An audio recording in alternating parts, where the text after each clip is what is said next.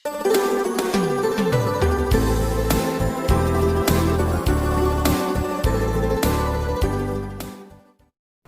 pagi, semangat pagi, salam sehat. Jumpa lagi, mari kita kembali untuk belajar geografi. Kita akan mempelajari berkaitan dengan klasifikasi iklim. Tujuan pembelajaran pada hari ini adalah agar Anda semua bisa mengetahui adanya berbagai macam pembagian tipe-tipe iklim dan dapat menerapkan bagaimana cara memperhitungkan, cara menentukan tipe iklim yang terjadi atau yang terdapat di suatu tempat. Coba sekarang kalian buka dulu buku Anda, materi Anda yang terdapat pada buku panduan berkaitan dengan klasifikasi iklim. Anda baca dulu berkaitan dengan klasifikasi menurut para ahli. Di situ minimal terdapat ada 4 cara pengklasifikasian. Silakan baca antara 1 sampai dengan 3 menit. Khususnya pada materi klasifikasi iklim menurut Smith-Ferguson.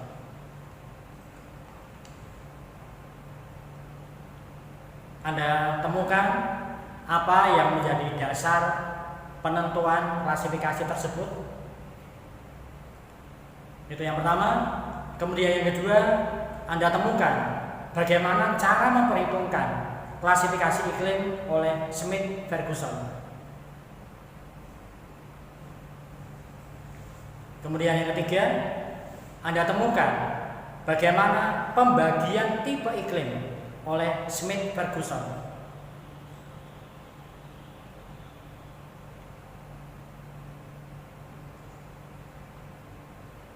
Dan yang keempat, bagaimana cara memperhitungkan atau menentukan tipe iklim pada suatu tempat.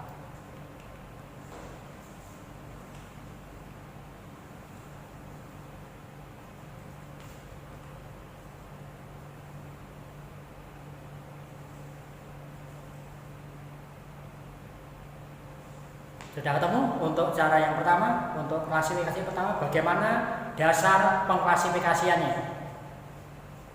Silakan coba, barangkali ada yang mau menyampaikan.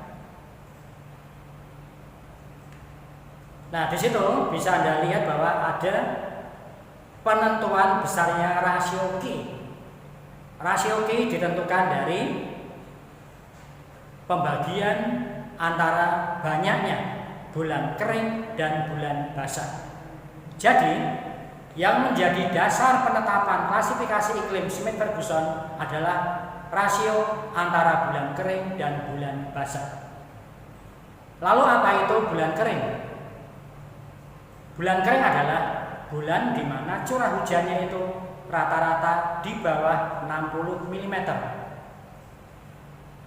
Sedangkan bulan basah adalah bulan di mana rata-rata jumlah curah hujannya di atas 100 mm. Nah, lalu bagaimana kalau curah hujan itu di antara 60 dan 100 atau sampai 100? Itu oleh Smith dikatakan sebagai bulan lembab. Nah, karena di dalam dasar penentuan itu tidak disebut bulan lembab, maka yang diperhitungkan hanya 2, yaitu bulan kering dan bulan basah. Maka Anda cari nanti berapa banyaknya bulan yang di bawah 60 mm curah hujannya dan bulan yang curah hujannya di atas 100 mm. Sekali lagi, bulan lembab tidak diperhitungkan. Kemudian di situ dalam bagaimana cara mencari, cara memperhitungkan, ya, tipe iklim itu adalah dengan membagi antara banyaknya bulan kering dengan banyaknya bulan basah dikalikan 100%. Hasilnya dinyatakan dengan nilai Q atau rasio Q. Nah, Smith-Ferguson membagi ke dalam 8 tipe A, B, C, D, E, F, G di situ. Ya, A sampai dengan G. Nah, dengan nilai rasio Q, A itu antara 0 sampai 14,3. B 14,3 sampai 33,3. C 33,3 sampai 60. D 60 sampai 100. Dan E 100 sampai 167. F 167 sampai 300. Ya, kemudian G 300 sampai dengan 700, dan satu lagi yaitu tipe iklim H, ya, itu lebih dari 700. Maka klasifikasi ada A, B, C, D, E, F, G, H. Ya. Nah, lalu apa yang dimaksud dengan tipe A? Tipe A adalah tipe yang dikatakan sebagai tipe iklim sangat basah. B, basah. C, agak basah. D, sedang. E, agak kering. F, kering. G, sangat kering. Dan H, ekstrim kering atau luar biasa kering. Nah, maka nanti agar kita tidak salah di dalam menentukan atau menetapkan tipe iklim apa di suatu tempat, ingat jangan sampai lupa tadi tabel atau bagaimana nanti ketetapan yang telah dibuat oleh Smith. Rasio nilai Q antara A, B, C, D, E, F, G, H. Kalau kita lupa mengingat berapa rentang nilai Q tersebut, pastilah salah. Karena di dalam setiap kali ujian itu telah ditentukan tipe iklim apa, ya, dengan rasio berapa nilai Q tersebut. Jadi yang paling penting bagaimana kita supaya tidak salah di dalam ketika kita menentukan tipe iklim apa pada satu tempat. Pertama, yang dihitung berapa banyaknya bulan kering di dalam satu tahun itu, ya, dengan curah hujan kurang dari 60. Nah, misalnya ada 8 misalnya, atau mungkin misalnya ada 6. Nah, kemudian cari lagi nilai Q yang lebih dari 100. Itulah masuk pada tipe yang bulan basah. Misalnya ada 4 misalnya macam itu. Nah, tinggal dihitung nanti berapa banyaknya bulan kering, berapa banyaknya bulan basah dikalikan dengan 100%. Akan muncul nilai Q tersebut. Ya. Nah, kemudian Anda baru bisa menentukan tipe iklim apa yang ada di tempat tersebut. Misalnya hasil tadi ketemu angka 70. Nah, maka Anda cari pada rentang nilai 70 itu di mana? Oh, 70 itu terletak antara 33, ya, atau mungkin Anda bisa lihat 60 sampai dengan 100. Nah, di situ ada D 60 sampai 100. Nah, berarti kalau tipe iklim D itu adalah tempat itu atau daerah itu beriklim sedang.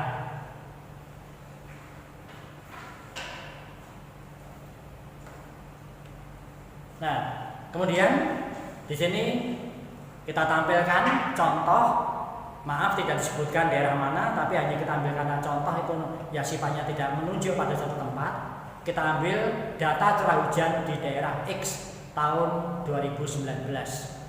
Disajikan data Januari curah hujannya 150 mm, Februari curah hujannya 55 mm, Maret curah hujannya 125 mm, April curah hujan 48 mm, Mei curah hujan 50 mm, Juni curah hujannya 110 mm, Juli 45 mm, Agustus 40 mm, September 38 mm, Oktober 165 mm, November 25 mm, Desember 65 mm.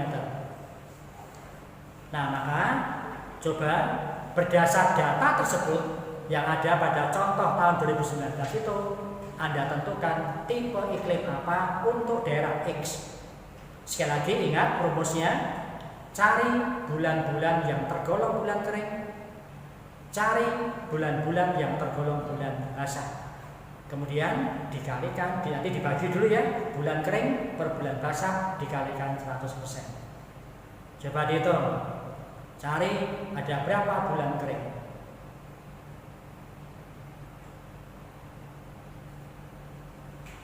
Nah, pada tabel itu tampak Februari 55, April 48, Mei 50, Juli 45, Agustus 40, September 38, November 25. Nah, yang disebut tadi itu semuanya di bawah 60 mm. Berarti ada bulan itu tergolong pada bulan kering. Ada berapa jadinya? 1, 2, 3, 4, 5, 6, 7 bulan kering. Nah, Anda lihat Desember 65. 65 tergolong pada bulan lembab. Maka tidak dihitung. 7 bulan kering, ada 1 bulan lembab, tidak dihitung yang bulan lembab. Nah, lalu berapa yang bulan basah? Di sana ada Januari, ada Maret, ada Juni, ada Oktober, berarti 4. Ada 7 bulan kering, 4 bulan basah. Nah, lalu tipe iklimnya apa? Ada itu 7/4 kali 100%. 700 ya dibagi nanti 4 ada berapa? Ya. Nah, disitulah akan muncul tipe iklimnya. Baik, bagaimana tadi dari contoh yang sudah tersedia pada soal tadi? Sudah kalian hitung bahwa jumlah bulan kering ada 7. Jumlah bulan basah ada 4. Ya. Nah, di situ tadi ada 1 bulan lembab.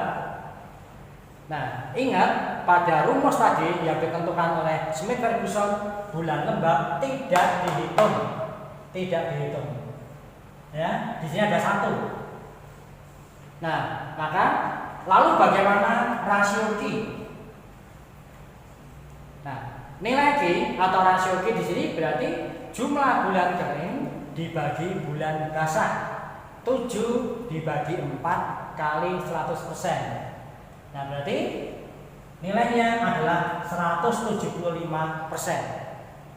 Nah, maka lalu tipe apa itu daerah tersebut?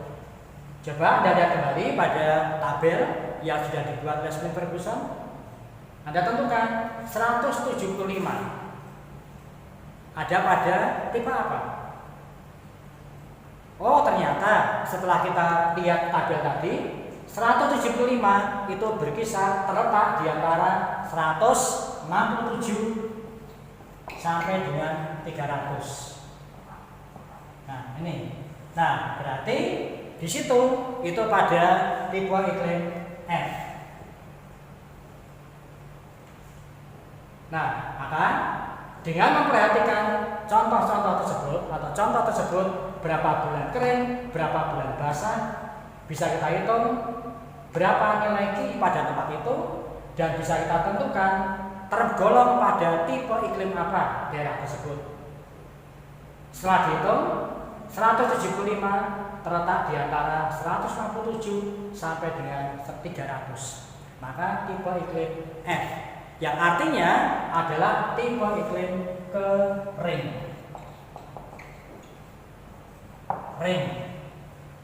Nah, maka nanti dengan menggunakan model macam ini kalian bisa mencoba menentukan tipe iklim apa yang terdapat pada daerah-daerah lain. Ingat, jangan sampai lupa bagaimana yang diperhitungkan bulan kering dan bulan basah, bulan lembab tidak dihitung.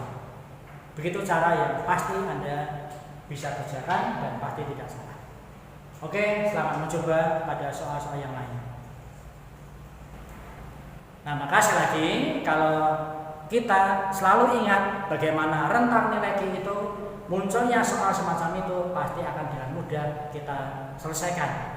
Dengan mudah pula kita bisa menentukan termasuk atau tergolong tipe iklim apa menurut Smith-Ferguson. Contoh tadi itulah cara memperhitungkan tipe iklim suatu tempat menurut Smith-Ferguson.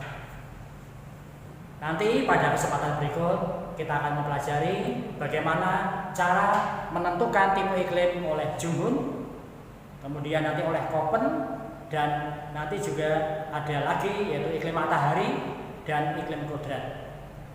Maka untuk pertemuan hari ini kita cukupkan sekian.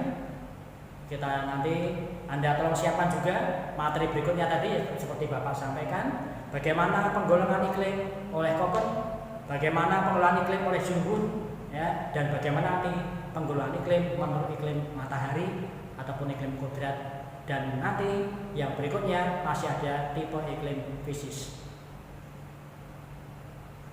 Jangan lupa Anda di rumah senantiasa menjaga kesehatan, jaga jarak antar personal, jaga bagaimana hubungan baik dengan anggota keluarga, supaya selama kita itu belajar di rumah kita tetap bisa menjalin hubungan yang paling baik, paling mesra, paling bersahabat, saling mengingatkan, saling meneguhkan dengan anggota keluarga kita, dengan papa, dengan mama, dengan kakak, dengan adik-adik, dengan pembantu. Dan jika tidak terlalu penting amat, janganlah keluar rumah.